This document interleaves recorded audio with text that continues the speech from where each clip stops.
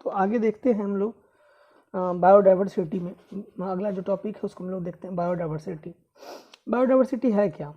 Biodiversity दो word से मिलकर है, दो वर्ड से मिलकर बना हुआ है। एक होता है बायोलॉजिकल और दूसरा होता है diversity. The variety of life found on the earth, पृथ्वी पर जो भी लाइफ संभव है उसके अंदर विविधता है, अलगाव है, सब अलग अलग तरह के हैं, सबका लाइफ रहने का जो तरीका है वो अलग अलग है, सबका शेप साइज और वैरायटी भी अलग अलग है। तो इस तरह के पृथ्वी पर पाए जाने वाले जितने भी लिविंग हैं और उनके अंदर जितने भी वेरिएशन है या वेरिएबिलिटी है, जितने भी उसके अंदर समरूप या अलगावपन है, वो सब बायोडाइवर्सिटी कहलाता है। चिड़िया, माइक्रो प्लांट, एनिमल, छोटा एनिमल, बड़ा एनिमल, सब तरह के एनिमल हैं और ये बायोडाइवर्सिटी का ही दिन है। इस टर्म को सबसे पहले वाल्टर और रोजी ने 1985 में देने का काम किया था। Comprises of all species of plant, animal, micro and the ecosystem और इकोलॉजिकल प्रोसेस, ये सारे चीज़ जो होते हैं इसके अंतर्गत आते हैं। Biodiversity can be defined as a vast collections area species, micro organisms, algae, fungi, plant and animal occupying the earth. पृथ्वी पर ये सारे जीव, चाहे वो माइक्रो ऑर्गेनिज्म छोटे छोटे जीव हो, चाहे वह शैवाल हो, चाहे वो फफूंदी हो, चाहे वो पौधे हो, चाहे वो जानवर हो, ये सभी पूरे पृथ्वी पे भरे हुए हैं। या तो ये पानी में है या ये धरती पे है। पानी में है तो एक्वेटिक होंगे और धरती पे है तो टेरेस्ट्रियल होंगे। एंड इकोलॉजिकल कम्प्लेक्सिटी, और उनके बीच में आपसी कम्प्लेक्सिटी है। कम्प्लेक्सिटी किस बेसिस पे होगा? तो उनके सांस लेने का, उनके चलने का, उनके भोजन करने का, उनके आकार का, उनके रहन सहन का, ये सारा जो सिस्टम है वो वेरिएबल है, अलग अलग है, इसलिए इनको हम लोग बायोडाइवर्सिटी बोलते हैं। बायो का मतलब होता है लाइफ, डाइवर्सिटी का मतलब है विविधता। जब लाइफ के अंदर विविधता होगा तो लाइफ के अंदर विविधता कब आता है? जब उनके गुण धर्म सब कुछ अलग होते हैं, लेकिन लाइफ तो सबके अंदर है, इसलिए बायोडाइवर्सिटी कहा गया है। बायोडाइवर्सिटी को पढ़ने के लिए दो प्रोसेस होता है, एक होता है इकोसिस्टम और एक होता है इकोलॉजिकल प्रोसेस। अब हम लोग आगे देखेंगे कि स्कोप ऑफ बायोडाइवर्सिटी, बायोडाइवर्सिटी का क्या स्कोप होता है। तो दवा बनाने के उद्देश्य से आज दुनिया में जितने भी चीज़, हम जानते हैं कि दुनिया में कोई भी चीज़ बर्बाद नहीं होता, सब चीज़ का उपयोग होता है। तो जितने भी पेड़ पौधे या जानवर है उसको कहीं ना कहीं से हमको बेनिफिट देते हैं।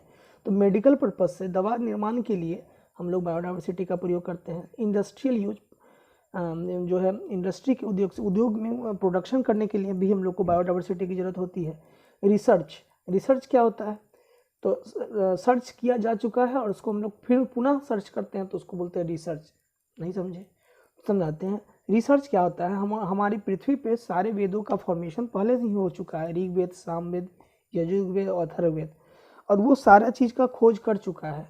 जब उन खोजों को में से ही हम सारे चीज़ों को पुनः जो है उस पर सर्च करते हैं, इसलिए इनका नाम होता है रिसर्च। क्योंकि जितने भी चीज़ है, कहा जाता है कि दुनिया में 4.5% ही दिमाग का प्रयोग अगर किया गया तो न्यूटन और आइंस्टीन बन गया।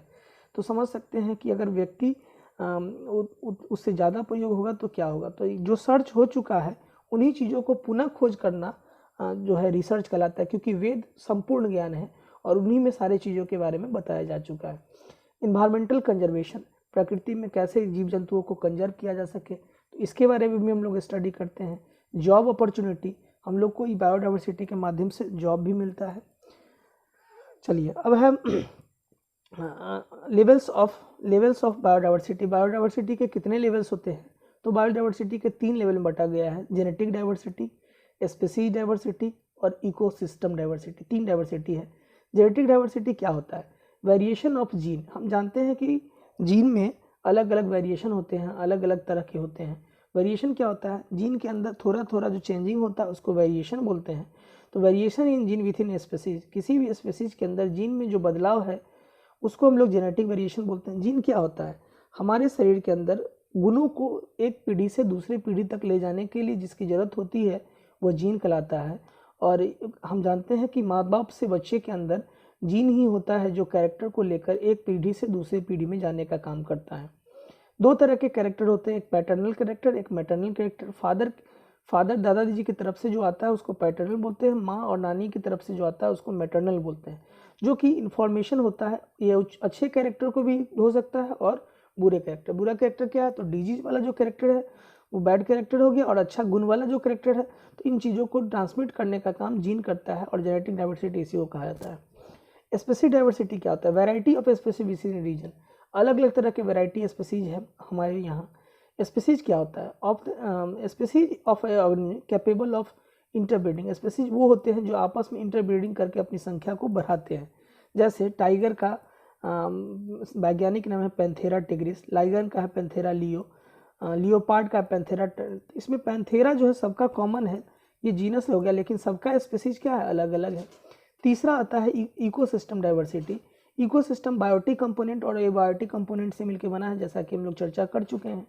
इसमें टेरेस्ट्रियल आते हैं, टेरेस्ट्रियल वाले में बता दिए कि फॉरेस्ट, ग्रासलैंड, डेजर्ट, ये सब आते हैं। एक्वेटिक वाले में दो आते हैं, एक फ्रेश वाटर और एक मैराइन।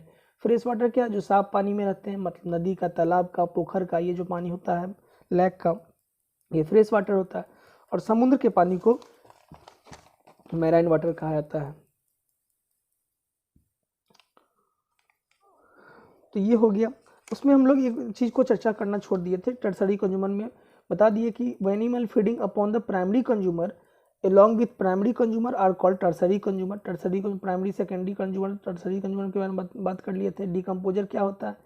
तो कुछ ऐसे माइक्रो ऑर्गेनिज्म होते हैं जो सारे गले हुए चीज़ों को मिट्टी में मिला देने का काम करते हैं, उसको डिकम्पोजर बोलते हैं। और ये डिकम्पोज होना ज़रूरी है, क्योंकि अगर डिकम्पोज होगा तो फिर जो नया फॉर्मेशन होगा उसको एनर्जी कहाँ से मिलेगा, इसलिए डिकम्पोजिशन की प्रोसेस ज़रूरी है। तो ये चीज़ हो गया। अब हम लोग देख रहे थे कि फंक्शन ऑफ इकोसिस्टम क्या है। इकोसिस्टम जो होता है regulate equilibrium of the nature, या नेचर में रेगुलेट करते रहता है।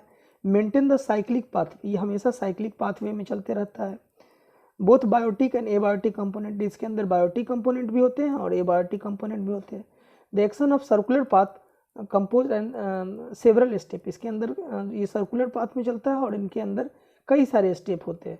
The autotrophic prepare organism food constituents with the help of solar energy. Autotrophs वो होते हैं जो सूर्य की रोशनी के माध्यम से एनर्जी बनाने का काम करते हैं, उनको हम लोग ऑटोट्रॉप्स के नाम से जानते हैं।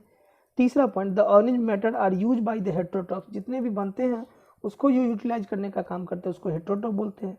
Some of material are return to the environment, कुछ ऐसे मटेरियल होते हैं जिसको इन्वायरमेंट को पुनः रिटर्न कर दिया जाता है in the form of excreta waste, अपशिष्ट पदार्थों के रूप में।